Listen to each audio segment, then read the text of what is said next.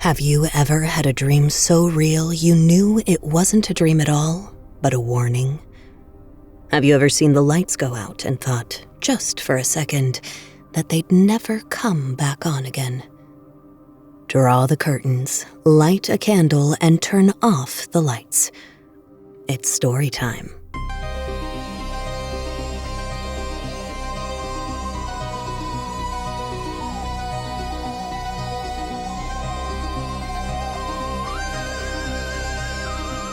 You've entered the 13th cycle.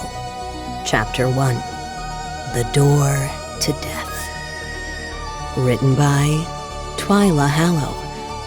Narrated by Jessica Tygan. Part 2.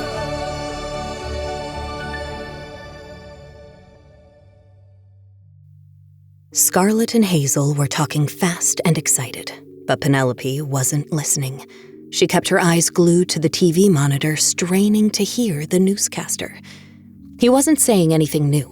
No answers, just words to fill the space. Photos of Ella flashed across the screen one by one, the same corny grin in each. Penelope felt a gentle tug on her sleeve. "What do you think?" It was Hazel, blinking at Penelope with her big green eyes. "Sorry?" Penelope pulled herself away from the TV. "Do you think she went through the door and it killed her?" Hazel asked again. Penelope frowned. "The door? No, she was found on the roof in the water tank." Scarlett scowled at her. "So, we don't know how the door works." Penelope leaned back and looked at the two girls. Who were they, really? Why was she even sitting here? A knot tightened in her chest, hot and sour. Suddenly, she felt nothing but resentment. Her voice rose. "How the door works? What are you even talking about? Why don't you go away and leave me alone? My roommate died last night." Hazel snapped back, eyebrows drawn. "Don't talk to her that way. She's trying to help you." "She's crazy," Penelope spat.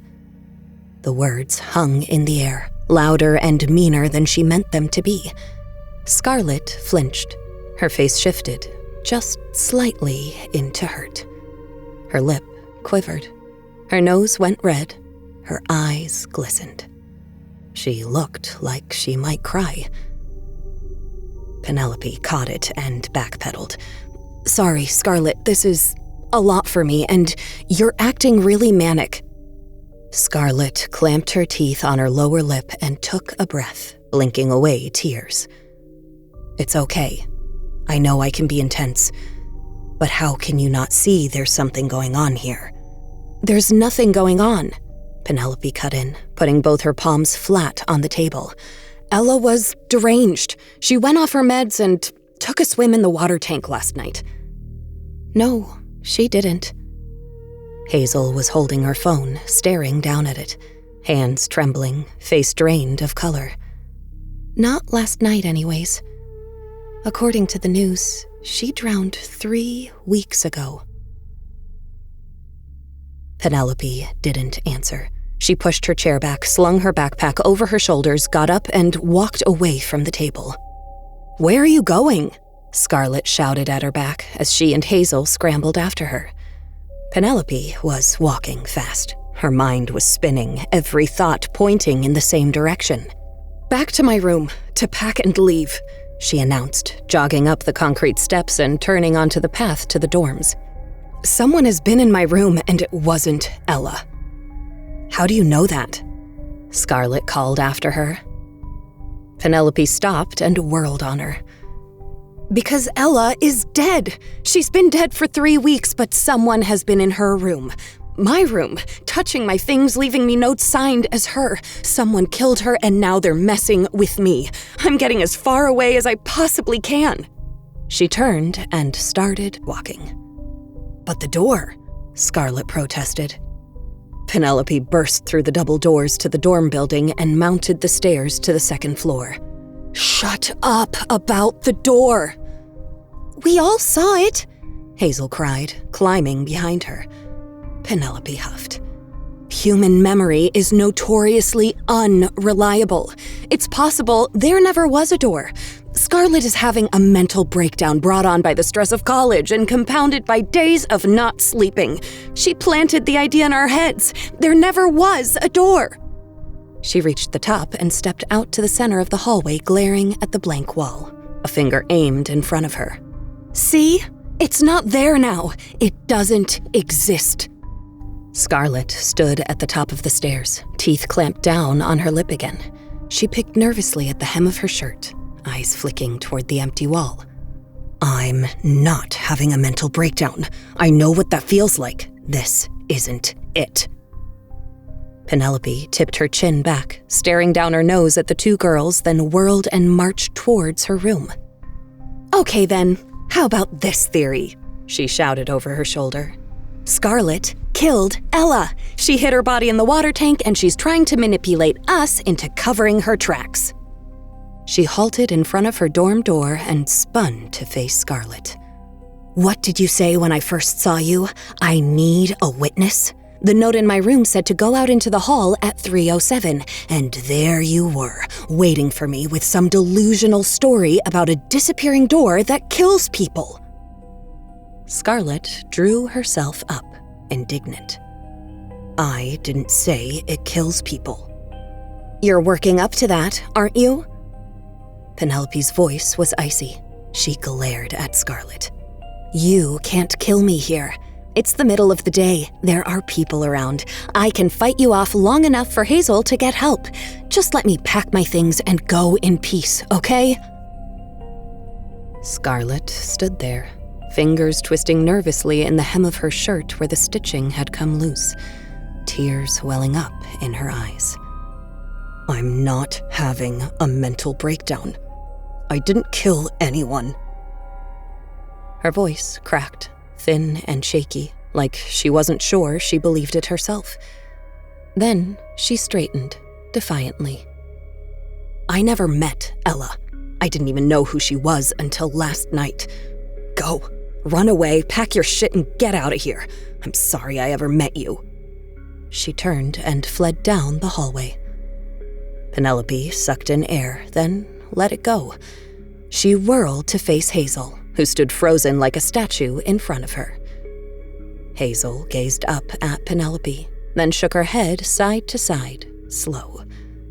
"You're wrong about Scarlett. She didn't plant anything in my head, and she didn't plant anything in yours either." Penelope scoffed. Hazel's voice sharpened. "I stopped drinking the water 2 weeks ago. Do you think I'm crazy too? Tell me, when's the last time this town did something nice for you? When you felt too warm and a breeze picked up? When you woke up to birds chirping, not a jackhammer outside your window?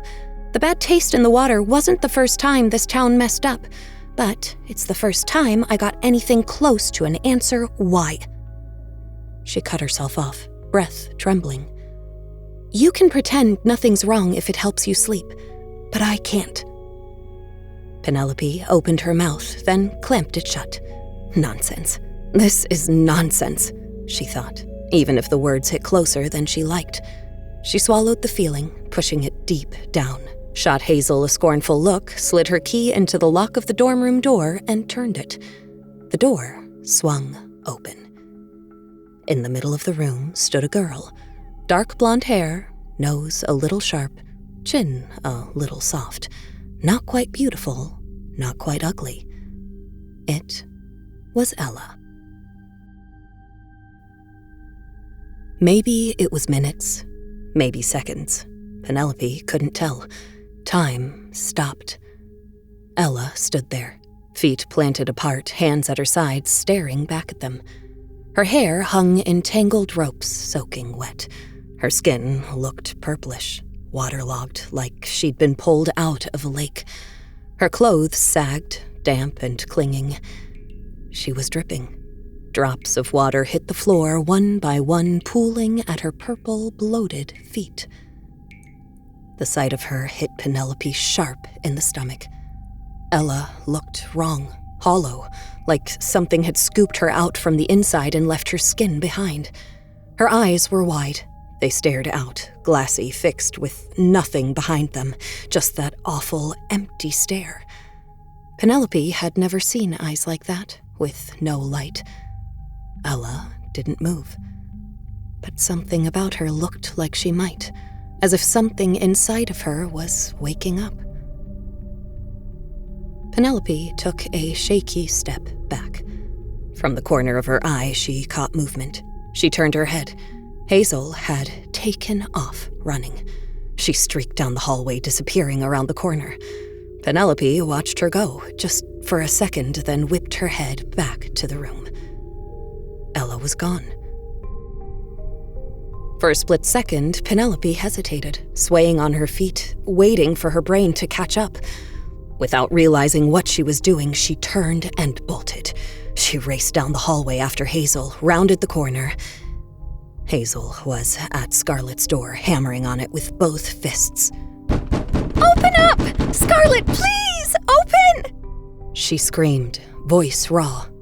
Penelope skidded to a stop beside her. Hazel called out again, drumming on the door, chest heaving, face pale with terror. From inside came a shuffle, a clatter, the sound of someone fumbling with a lock. The door cracked open. Scarlett stood there, blinking. Her face was blotchy, her nose red. Her sleeve was damp from wiping her eyes. She'd been crying. She looked from Hazel to Penelope, confused, angry. "What do you want now? Can't you just leave me alone?" she said hoarsely. Her eyes landed on Penelope and her tone snapped. "Aren't you supposed to be packing?" Hazel looked like she might be sick. Her face had gone pale and sweaty, her eyes huge with panic. She grabbed the edge of the doorway, nails digging into the wood, staring like she had seen a ghost. She gasped. "She's in there! Ella! She's in the room!" Scarlett didn't even blink. She shot past them, sprinting down the hallway, rounding the corner. She burst into the empty dorm room, eyes darting wildly, looking in every direction at once. Where is she?" she shouted. "She's gone," Penelope said, catching up, breathless. "I turned my head for a second, and when I looked back, she wasn't there anymore. She was soaking wet. I think there's something really wrong with her." "She was dead," Hazel's voice caught. Penelope rounded on her. "She was standing right in front of us. You can't do that if you're dead." Scarlett was moving, tearing through things, ripping out drawers and dumping them on the ground, ransacking the room. She fell to her knees, rifling through the piles, muttering under her breath. "Ella opened that door, I swear to God. She opened it and something inside got her." "What do you think it was?" Hazel was beside her, on her knees. Scarlett swiped her hair out of her face. "I don't know. She's trying to tell us. At least she's trying to tell Penelope. In the notes, probably. Where are they?" She turned her eyes up at Penelope, imploringly. "You said some of them weren't in English. Maybe we can translate." Penelope wasn't listening. Hazel got up and crossed to the desk, flipping through the papers on it. She called over her shoulder, loud and firm. "Penelope, did you keep the notes she wrote you?" "We have to go to the police. Maybe Ella put the dead girl in the water tank," Penelope said, still not hearing them. "Ella is the dead girl in the water tank," Scarlett cried, scrambling frantically through the mess on the floor. "Whatever it was that killed her must have dumped her there afterwards. Penelope, focus! Where are the notes she left you?" Penelope blinked, then scowled. "I threw them out." Hazel was still at the desk, moving around, looking aimlessly. She lifted a heavy pillar candle and saw it. A note, scrawled on a torn sheet of binder paper and folded in quarters. She grabbed it, sinking to the ground next to Scarlett and unfolding it hungrily. "Come to the basement." Scarlett pulled open the heavy dented door at the back of the laundry room. it let out a long metal groan, loud enough to make everyone flinch. Behind it, a narrow staircase sloped steeply down into shadow.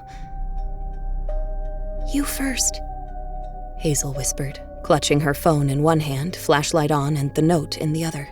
She aimed the beam down the steps. Concrete walls closed in on both sides, streaked with something damp.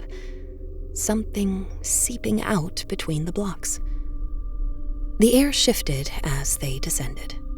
Cooler, thicker, stagnant. It smelled familiar, like mold, but the earthy, damp scent was mixed with something else. Something decaying, sour, putrid. At the bottom, the stairwell opened into a low-ceilinged room lined with exposed pipes. A few bulbs hung bare from the ceiling, flickering behind wire cages.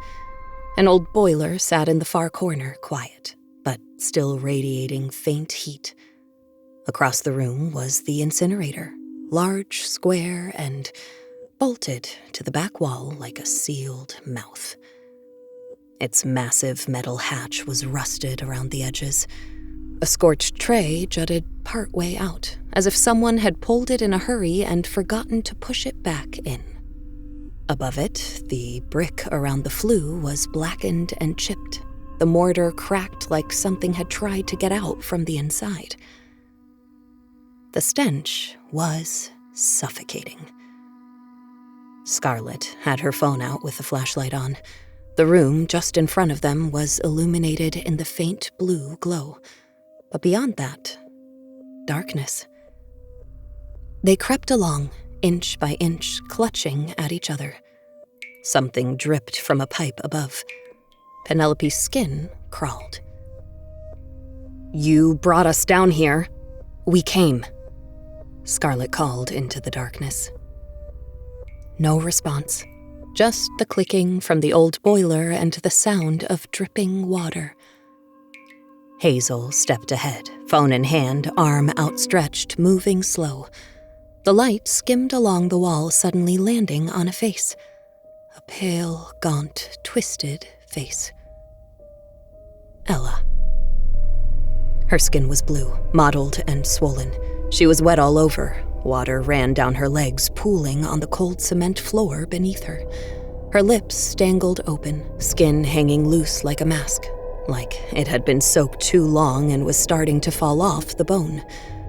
Her hair was clumped. A few strands hung down over her face, limp and stringy. Her eyes were sunken, sockets gaunt, eyeballs tinged purple with burst blood vessels.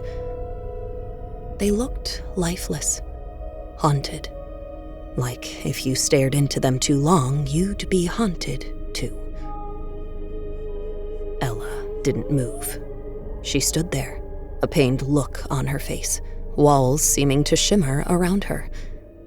The three recoiled, mouths open as if to scream, but no sound came out. Scarlett swallowed air, once, twice. She opened her mouth. "What do you want to show us?" Ella cocked her head, slow. Her spine crackled. Her image flickered, then was gone. "Holy shit! Is she dead? She's dead, isn't she?" Penelope said, barely getting the words out. "What do we do?" Hazel whispered, eyes wide. "Let's go. Let's get out of here," Penelope hissed, choking on the words. Scarlett stepped forward.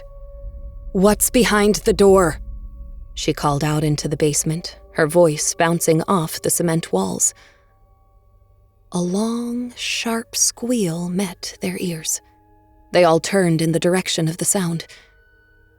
It was the door to the incinerator swinging open. Ella didn't come back.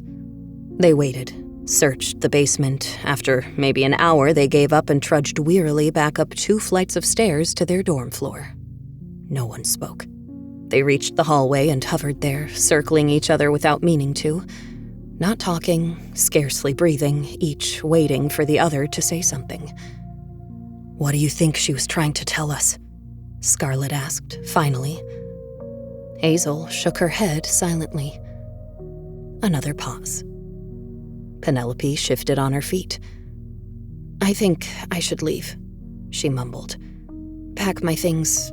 What if she comes back?" They lingered there, stuck in the stillness, all afraid to take a step. Finally, Hazel lifted her eyes. "We'll help you. I don't think it's safe for any of us to be alone right now." Inside Penelope's dorm room, the air was freezing cold. Penelope rushed to the thermostat and turned it up as high as it would go. The old radiator cranked on, humming. Penelope hauled a suitcase from under her bed, threw it on the mattress, and unzipped.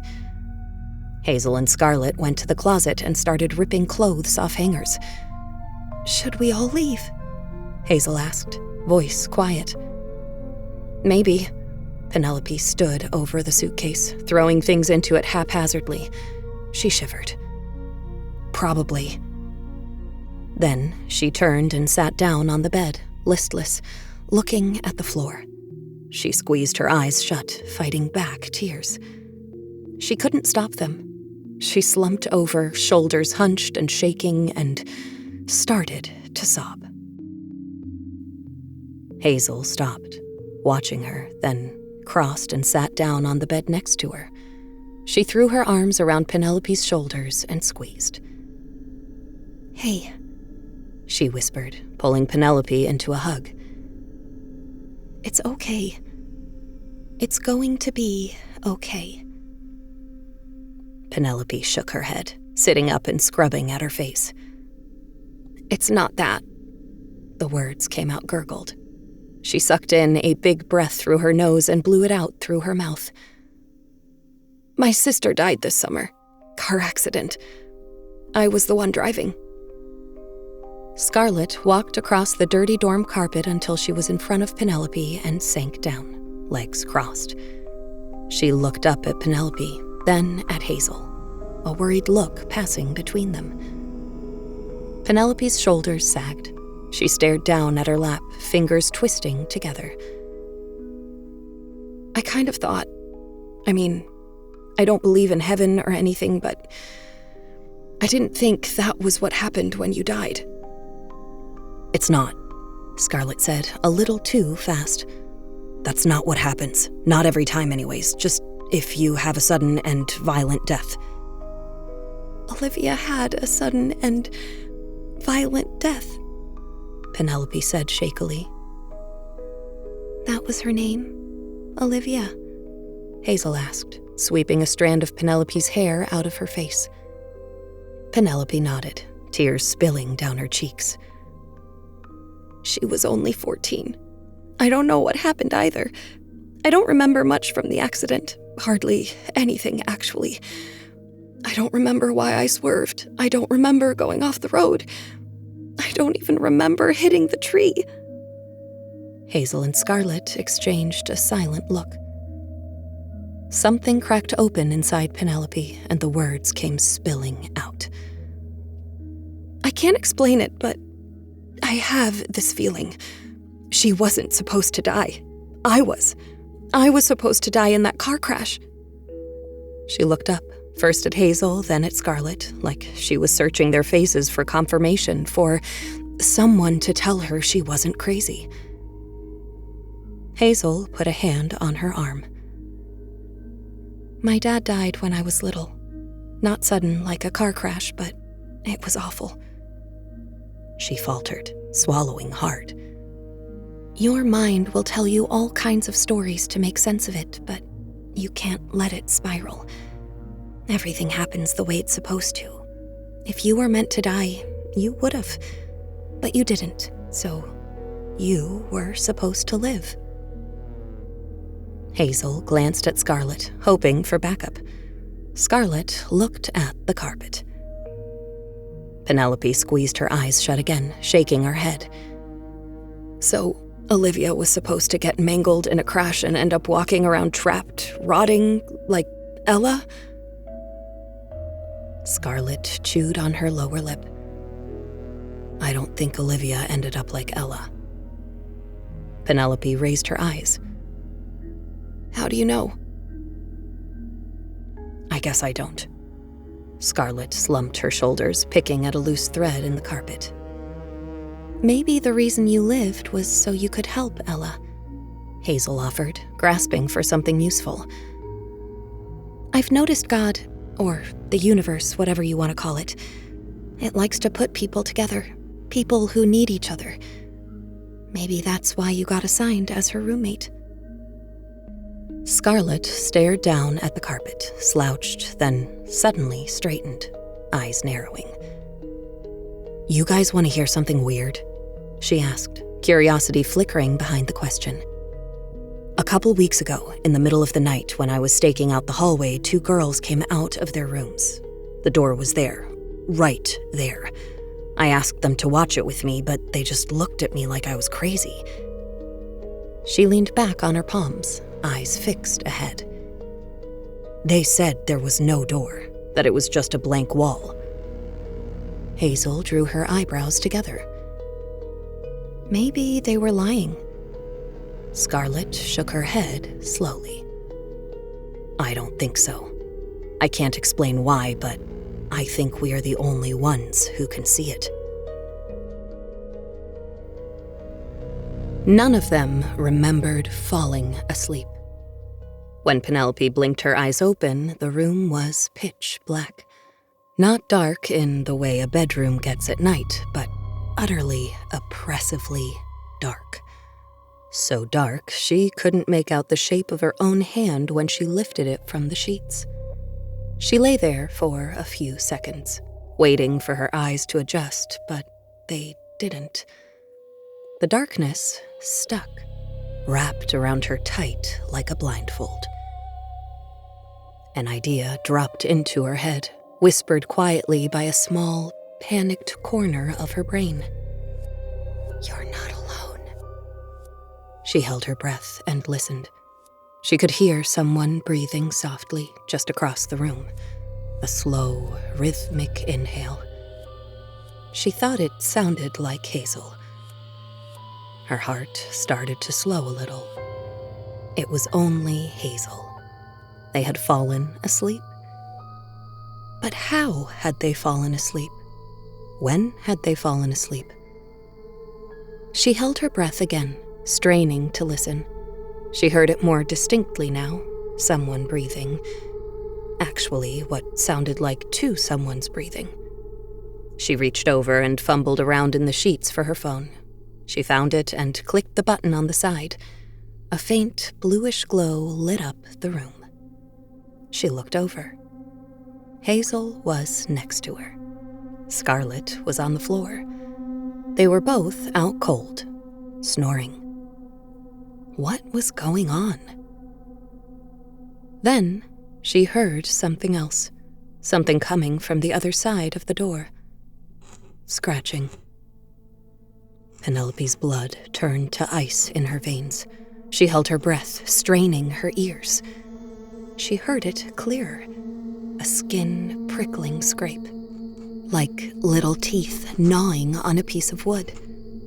The light on her phone cut off. She clicked the button again and looked at the screen. 3:07 a.m.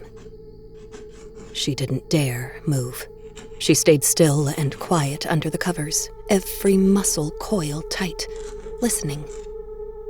The sound was back again, louder this time, that dreadful, deliberate scratching like fingernails dragging over wood. Dead, spindly, bony fingers. She drew in a shallow, shaking breath. The sound crept closer, like it was feeling its way toward her in the dark. She squeezed her eyes shut, willing it to disappear. And then, like magic, it did. The scratching stopped. She opened her eyes. The light on her phone had gone out. The room vanished into darkness. She tried to reach down, click the button and light it up, but nothing happened. Her limbs wouldn't respond. Her arms felt heavy, dead. She couldn't even twitch. It's only sleep paralysis, Penelope told herself. You're still dreaming. Just wait. In a minute, you'll wake up all the way and everything will be fine. She focused on her toes, trying to wiggle them. Nothing. Panic prickled in her chest. She forced in a breath, filling her lungs. Then she tried again, pouring all her will into that tiny effort. Just one twitch, one desperate little flutter. That's when she felt it. Something cold and clammy slid around her right ankle. A hand. Fingers closing one by one, like the legs of a spider. It tightened. Then another latched onto her other leg, wrapping around her left ankle like seaweed coiling up from deep water. She couldn't scream, couldn't kick, couldn't move.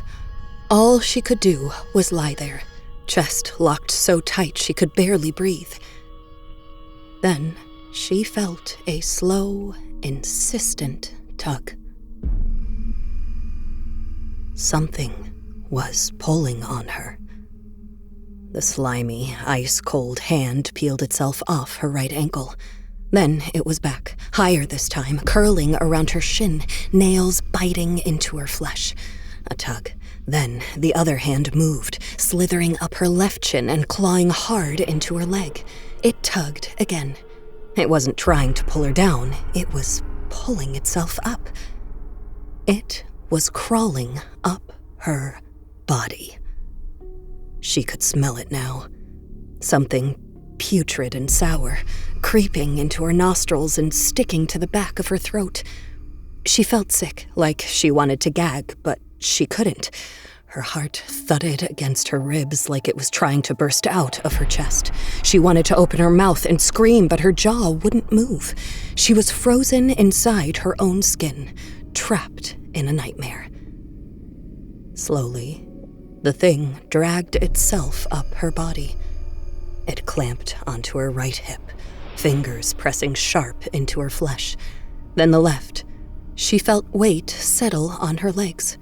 Something heavy, wet and freezing cold.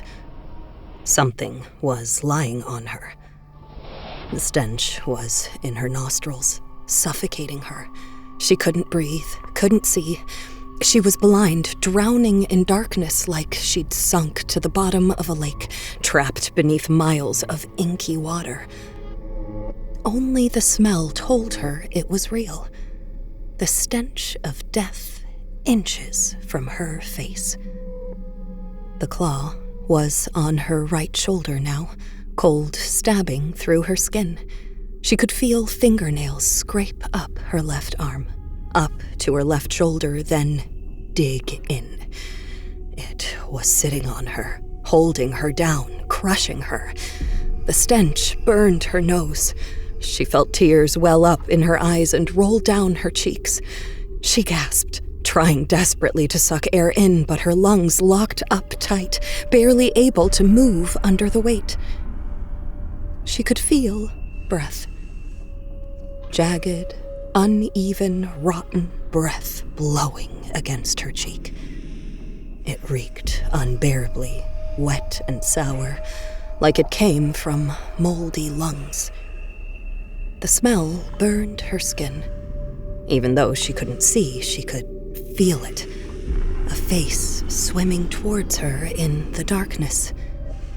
It crept closer and closer, inch by inch, blowing fetid air at her from its rotting lungs. Pressing on her chest, heavier and heavier. She could feel the face was inches in front of her own. It spoke. A wet, crackling, inhuman hiss. Release me. Penelope winced. Then, somehow, she managed to open her mouth. Air flooded in fast, so fast she choked. She coughed and sputtered, then took another pull and another. Finally, she managed to croak out a word. "How?" It gasped, one agonizing, rattling, drawn-out wheeze like something was clogging its windpipe. Then spoke again. It almost sounded like a voice, but not really. It sounded more like a gasp of air leaking out of a punctured balloon. "Burn it." The face hovered there, breath snaking against her skin. Then, it was gone. Her muscles unlocked all at once, and she could move again. She sat up and grabbed her phone, clicking the button on the side. 3:11. She looked around the room. Nothing was there. Hazel was still in bed beside her, her chest rising and falling, rhythmically. Scarlett lay curled on the floor, one arm flung over her face, breathing softly. She twisted around and stared behind her. The dorm door was open. Scarlett jerked awake to the world shaking around her. Someone was gripping her shoulders, rattling her like a maraca. She blinked, disoriented. Hazel's voice screaming, terrified in her ear. "She's gone!" The room tilted as Scarlett sat up. She looked around, getting her bearings.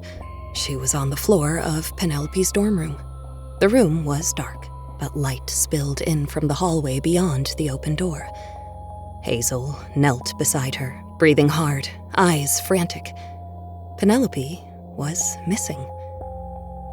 Hazel was talking, fast and scared.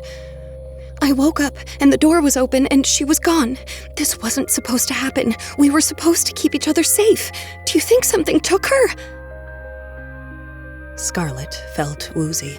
She rubbed her temples, her thoughts sputtering. She glanced down at her watch, pressing the button. The dial lit up. 3:13. "Damn it!" she cried, scrambling to her feet. "We only have a few minutes to bring her back." "Bring her back from where?" Hazel's voice wavered. Scarlett was moving, swearing under her breath. "I knew she was gonna do it. I just knew. All that crap with her sister." "Do what? Where is she?" Hazel's voice cracked with panic. Scarlett's face darkened. Then she bolted out the door, calling over her shoulder as she left. "She went to fucking kill herself!"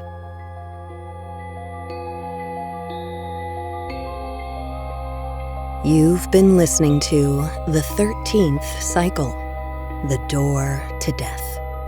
Written by Twyla Hallow and narrated by Jessica Taiga. Stay close. It's not over yet.